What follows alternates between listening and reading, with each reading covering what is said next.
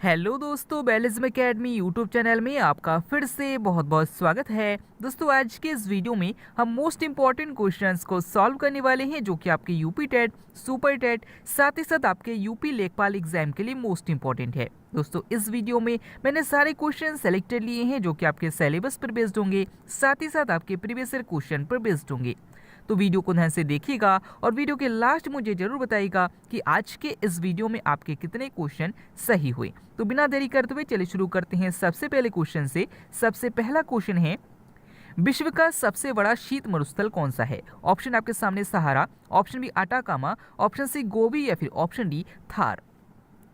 इसका सही आंसर हो जाएगा ऑप्शन सी गोबी। दोस्तों, यहाँ पर आपसे पूछा गया है कि विश्व का सबसे बड़ा शीत मरुस्थल यानी कि विश्व का सबसे बड़ा ठंडा मरुस्थल कौन सा है, तो याद रखिएगा गोबी का मरुस्थल है। अगर आपसे पूछा जाता है कि विश्व का सबसे बड़ा मरुस्थल कौन सा है, तो याद रखिएगा सहारा मरुस्थल है जो कि अफ्रीका में है। और अगर आपसे पूछा जाता है कि विश्व का सबसे बड़ा शुष्क मरुस्थल कौन सा है यानी कि सूखा मरुस्थल कौन सा है, तो याद रखिएगा अटाकामा मरुस्थल है।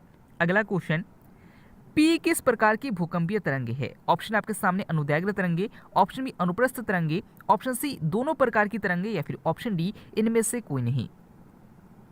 इसका सही आंसर हो जाएगा ऑप्शन ए अनुदैर्घ्य तरंगे। दोस्तों, याद रखिएगा कि जब भूकंप आता है तो उसमें तीन प्रकार की तरंगे होती हैं। एक होता है पी प्रकार की तरंगे, एक होती है एस प्रकार की तरंगे और एक होती है एल प्रकार की तरंगे। याद रखिएगा कि जो पी प्रकार की तरंगे होती है ये ठोस और द्रव दोनों में चल सकती है, इसीलिए इसे अनुदैर्घ्य तरंगे कहा जाता है। अगला क्वेश्चन, एक एंगस्ट्रॉम मात्रक कितने के बराबर होता है? ऑप्शन आपके सामने 10 की घात -10 मीटर, ऑप्शन बी 10 की घात -8 मीटर, ऑप्शन सी 10 की घात -8 सेंटीमीटर या फिर ऑप्शन डी 10 की घात -10 सेंटीमीटर।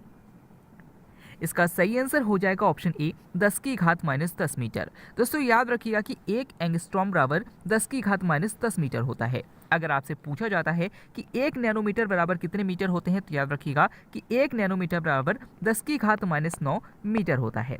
अगला क्वेश्चन, क्षारीय विलयन का पीएच मान कितना होता है? ऑप्शन आपके सामने 7, ऑप्शन बी 7 से कम, ऑप्शन सी 7 से अधिक या फिर ऑप्शन डी इनमें से कोई नहीं।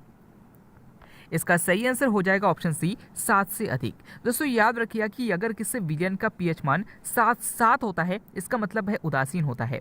अगर किसी विलयन का पीएच मान 7 से कम होता है तो वह अम्लीय होता है, और अगर किसी विलयन का पीएच मान 7 से अधिक होता है तो वह क्षारीय होता है। यहाँ पर आपसे पूछा गया है कि क्षारीय विलयन का पीएच मान कैसा होता है, तो याद रखिएगा 7 से अधिक होता है। अगला क्वेश्चन, एस्कॉर्बिक एसिड किस विटामिन का नाम है? ऑप्शन आपके सामने vitamin A, option B vitamin B, option C vitamin C या फिर ऑप्शन डी विटामिन डी। इसका सही आंसर हो जाएगा ऑप्शन सी विटामिन सी। दोस्तों, याद रखिए कि विटामिन ए का रासायनिक नाम रेटिनॉल है, विटामिन बी का रासायनिक नाम थायमिन है, विटामिन सी का रासायनिक नाम एस्कॉर्बिक एसिड है और विटामिन डी का रासायनिक नाम कैल्सिफेरॉल है। अगला क्वेश्चन, इसका सही आंसर हो जाएगा ऑप्शन ए अवतल लेंस। दोस्तों, याद रखिए कि हाइपर मायोपिया मतलब होता है दूरदृष्टि दोष और मायोपिया रोग मतलब होता है निकट दृष्टि दोष। यहाँ पर आपसे पूछा गया है कि मायोपिक आंख यानी कि निकट दृष्टि दोष से पीड़ित व्यक्ति की आंख को किस लेंस के द्वारा ठीक किया जा सकता है। तो आपको पता है कि निकट दृष्टि दोष के व्यक्ति के लिए जो उपयुक्त लेंस होता है वो अवतल लेंस होता है, यानी कि ऑप्शन ए हमारा बिल्कुल सही हो जाएगा।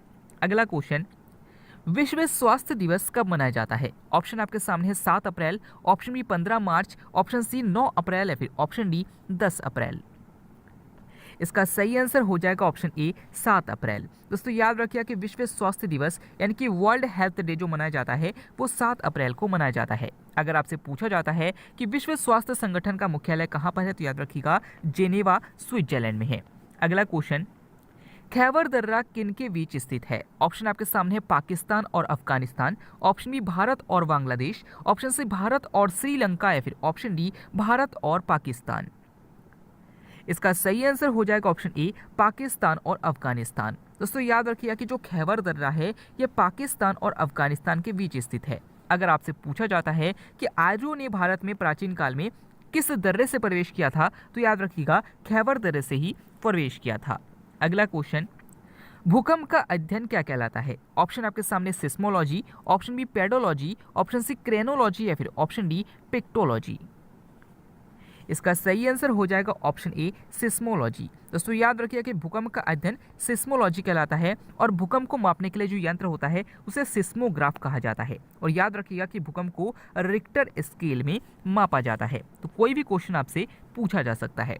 अगला question, Narora nuclear power station कहाँ स्थित है? ऑप्शन आपके सामने Uttarakhand, option B Maharashtra, option C Uttar Pradesh या फिर ऑप्शन डी केरल। इसका सही आंसर हो जाएगा ऑप्शन सी उत्तर प्रदेश। दोस्तों याद रखिए कि उत्तर प्रदेश के बुलंदशहर में नरौरा नाभिकीय संयंत्र स्थित है। अगर आपसे पूछा जाता है कि भारत का अंतिम न्यूक्लियर पावर स्टेशन कौन सा है, तो याद रखिएगा कुडनकुलम है, जो कि तमिलनाडु में है। तो ये क्वेश्चन भी आजकल पूछे जा रहे हैं, याद रखिएगा। अगला question, Kanha Kisli national park कहाँ स्थित है? ऑप्शन आपके सामने Maharashtra, option B Madhya Pradesh, option C Rajasthan या फिर ऑप्शन डी पंजाब। इसका सही आंसर हो जाएगा ऑप्शन बी मध्य प्रदेश। दोस्तों याद रखिए कि कान्हा किसली नेशनल पार्क जो स्थित है ये मध्य प्रदेश में स्थित है। अगर आपसे पूछा जाता है कि वर्तमान में भारत में कितने नेशनल पार्क है, तो याद रखिएगा 52 नेशनल पार्क है। अगला क्वेश्चन, एलिफेंटा जलप्रपात कहाँ स्थित है? ऑप्शन आपके सामने Kerala, option B Meghalaya, option C Manipur या फिर ऑप्शन डी मध्य प्रदेश। इसका सही आंसर हो जाएगा ऑप्शन बी मेघालय। दोस्तों एलिफेंट नाम से आपसे 3 क्वेश्चन पूछे जा सकते हैं। सबसे पहला क्वेश्चन कि एलिफेंट जलप्रपात कहाँ पर है, तो याद रखिएगा मेघालय में है। अगर आपसे पूछा जाता है कि एलिफेंटा दर्रा कहाँ पर है, तो याद रखिएगा श्रीलंका में है। और अगर आपसे पूछा जाता है कि एलिफेंटा द्वीप कहाँ पर है, तो याद रखिएगा कि एलिफेंटा द्वीप जो है वो मुंबई के अपतटीय क्षेत्रों पर स्थित है। अगला क्वेश्चन, कोलार की खान किस लिए प्रसिद्ध है? ऑप्शन आपके सामने कोयला, ऑप्शन बी हीरा, ऑप्शन सी लोहा या फिर ऑप्शन डी सोना। इसका सही आंसर हो जाएगा ऑप्शन डी सोना। दोस्तों याद रखिए कि कोलार की खान जो प्रसिद्ध है वो सोने के लिए प्रसिद्ध है। और अगर आपसे पूछा जाता है कि कोलार सोने की खदान किस राज्य में है, तो याद रखिएगा कर्नाटक में है। अगला क्वेश्चन, संसद भवन का डिजाइन किसने तैयार किया? ऑप्शन आपके सामने हैं sir Herbert Baker, option B Edmund Lutyens, option C Charles Menon या फिर ऑप्शन डी ए और वी दोनों। इसका सही आंसर हो जाएगा ऑप्शन डी ए और बी दोनों। दोस्तों याद रखिए कि संसद भवन दिल्ली में है और इसका जो डिजाइन तैयार किया गया था वो सर हर्बर्ट बेकर और एडमंड लुटियंस के द्वारा तैयार किया गया था। अगर आपसे पूछा जाता है कि संसद भवन में कितने खंबे हैं, तो याद रखिएगा 144 खंबे हैं। और याद रखिएगा कि टाटा प्रोजेक्ट लिमिटेड के द्वारा वर्तमान में नया संसद भवन का निर्माण किया जा रहा है। अगला क्वेश्चन, भारतीय संविधान की प्रस्तावना किस देश के संविधान से लिया गया है? ऑप्शन आपके सामने Australia, option B France, option C Canada या फिर ऑप्शन डी यूएसए। इसका सही आंसर हो जाएगा ऑप्शन डी यूएसए। दोस्तों याद रखिएगा कि प्रस्तावना किस देश से लिया गया है, इससे संबंधित 2 क्वेश्चन आपको कंफ्यूज कर सकते हैं। सबसे पहला क्वेश्चन कि भारतीय संविधान की प्रस्तावना किस देश से लिया गया है, तो अमेरिका से लिया गया है। और अगर आपसे पूछा जाता है कि भारतीय संविधान की प्रस्तावना की भाषा को किस देश से लिया गया है, तो याद रखिएगा ऑस्ट्रेलिया से लिया गया है। तो दोनों क्वेश्चन अलग अलग है, कंफ्यूजन होता है। अगला क्वेश्चन, बिना ताज का बादशाह किससे कहा जाता है? ऑप्शन आपके सामने हैं चंद्रशेखर आजाद, ऑप्शन बी सुरेंद्र नाथ बनर्जी, ऑप्शन सी बाल गंगाधर तिलक या फिर ऑप्शन डी भगत सिंह। इसका सही आंसर हो जाएगा ऑप्शन बी सुरेंद्र नाथ बनर्जी। दोस्तों याद रखिए कि सुरेंद्र नाथ बनर्जी को बिना ताज का बादशाह कहा जाता है। अगर आपसे पूछा जाता है कि भारतीय सिविल सेवा परीक्षा से बर्खास्त किए जाने वाले पहले व्यक्ति कौन थे, तो याद रखिएगा कि सिविल सेवा से बर्खास्त किए जाने वाले पहले व्यक्ति सुरेंद्र नाथ बनर्जी थे। अगला क्वेश्चन, कोझिकोड बंदरगाह किस राज्य में स्थित है? ऑप्शन आपके सामने Gujarat, option B Andhra Pradesh, option C Kerala या फिर ऑप्शन डी गोवा। इसका सही आंसर हो जाएगा ऑप्शन सी केरल। दोस्तों याद रखिए कि जो कोझिकोड बंदरगाह है ये केरल में है। अगर आपसे पूछा जाता है कि कोच्चि बंदरगाह कहाँ पर स्थित है, तो याद रखिएगा गोवा में स्थित है। अगर आपसे पूछा जाता है कि आंध्र प्रदेश में कौन सा बंदरगाह स्थित है, तो याद रखिएगा विशाखापत्तनम बंदरगाह स्थित है। और अगर आपसे पूछा जाता है कि गुजरात में कौन सा बंदरगाह स्थित है, तो याद रखिएगा कांडला बंदरगाह स्थित है, जिसका नाम अब कर दिया गया है पंडित दीनदयाल उपाध्याय बंदरगाह। अगला क्वेश्चन, गीता रहस्य पुस्तक के रचयिता कौन है? ऑप्शन आपके सामने हैं Jawaharlal Nehru, option B doctor Rajendra Prasad, option C Bal Gangadhar तिलक या फिर ऑप्शन डी महात्मा गांधी। इसका सही आंसर हो जाएगा ऑप्शन सी, बाल गंगाधर तिलक। दोस्तों याद रखिए कि जो गीता रहस्य पुस्तक है ये बाल गंगाधर तिलक की पुस्तक है। अगर आपसे पूछा जाता है कि भारतीय शांति का जनक किसे कहा जाता है तो याद रखिएगा बाल गंगाधर तिलक को कहा जाता है। अगर आपसे पूछा जाता है कि डिस्कवरी ऑफ इंडिया पुस्तक किसकी है तो याद रखिएगा जवाहरलाल नेहरू की पुस्तक है।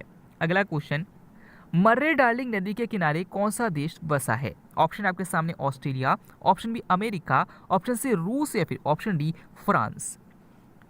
इसका सही आंसर हो जाएगा ऑप्शन ए, ऑस्ट्रेलिया। दोस्तों याद रखिए कि मर्रे डार्लिंग नदी जो स्थित है ये ऑस्ट्रेलिया में स्थित है। तो ये पूछा जाता है कि मर्रे डार्लिंग नदी कहाँ पर है तो याद रखिएगा ऑस्ट्रेलिया में है।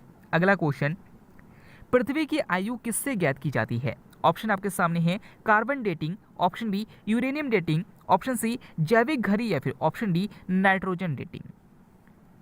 इसका सही आंसर हो जाएगा ऑप्शन बी, यूरेनियम डेटिंग। दोस्तों याद रखिएगा कि पृथ्वी की आयु यूरेनियम डेटिंग विधि द्वारा ज्ञात की जाती है और चट्टानों की आयु इसे भी यूरेनियम डेटिंग विधि द्वारा ज्ञात की जाती है। और अगर आपसे पूछा जाता है कि जीवाश्मों की आयु किस विधि द्वारा ज्ञात की जाती है तो याद रखिएगा कार्बन डेटिंग विधि द्वारा ज्ञात की जाती है। अगला क्वेश्चन, पृथ्वी एवं सूर्य के बीच न्यूनतम दूरी 3 जनवरी को होती है, इसे क्या कहा जाता है? ऑप्शन आपके सामने अपसौर, ऑप्शन बी उपसौर, ऑप्शन सी सौर दिवस या फिर ऑप्शन डी चंद्रायन। इसका सही आंसर हो जाएगा ऑप्शन बी, उपसौर। दोस्तों याद रखिए कि जब सूर्य और पृथ्वी के बीच की न्यूनतम दूरी होती है तो उसे उपसौर कहा जाता है और जब सूर्य और पृथ्वी की अधिकतम दूरी होती है तो उसे अपसौर कहा जाता है। याद रखिएगा कि उपसौर की घटना 3 जनवरी को होती है और अपसौर की घटना 4 जुलाई को होती है। अगला क्वेश्चन, नेक्स्ट क्वेश्चन है भविष्य का महाद्वीप किसे कहा जाता है? ऑप्शन आपके सामने उत्तरी America, option B Australia, option C Asia या फिर ऑप्शन डी अफ्रीका। इसका सही आंसर हो जाएगा ऑप्शन डी, अफ्रीका। दोस्तों याद रखिए कि अफ्रीका महाद्वीप को भविष्य का महाद्वीप कहा जाता है। अगर आपसे पूछा जाता है कि सबसे बड़ा महाद्वीप कौन सा है तो याद रखिएगा एशिया महाद्वीप है। अगर आपसे पूछा जाता है कि नई दुनिया का देश किस महाद्वीप को कहा जाता है तो याद रखिएगा उत्तरी अमेरिका को कहा जाता है। और अगर आपसे पूछा जाता है कि सबसे छोटा महाद्वीप कौन सा है तो याद रखिएगा ऑस्ट्रेलिया है। अगर आपसे पूछा जाता है कि पक्षियों का महाद्वीप किसे कहा जाता है तो याद रखिएगा कि जो दक्षिणी अमेरिका है इसको पक्षियों का महाद्वीप कहा जाता है। अगर आपसे पूछा जाता है कि पैसिव भूमि का देश किस महाद्वीप को कहा जाता है तो याद रखिएगा ऑस्ट्रेलिया को कहा जाता है। दोस्तों अगर आपसे पूछा जाता है कि अंध महाद्वीप किसे कहते हैं तो याद रखिएगा अफ्रीका महाद्वीप को ही अंध महाद्वीप कहा जाता है। लेकिन अगर आपसे पूछा जाता है कि अंध महासागर किसे कहा जाता है तो याद रखिएगा कि जो अटलांटिक महासागर है इसको अंध महासागर कहा जाता है। और याद रखिएगा कि हिंद महासागर को अर्ध महासागर कहा जाता है। इन क्वेश्चंस में कंफ्यूजन होता है, नोट कर लीजिएगा। दोस्तों आज का वीडियो आपको कैसा लगा कमेंट बॉक्स में जरूर बताइएगा। हमारी मेहनत आपको कैसे लगी कमेंट बॉक्स में जरूर बताइएगा। मिलते हैं अगले वीडियो में, तब तक के लिए देखते रहिए, सीखते रहिए।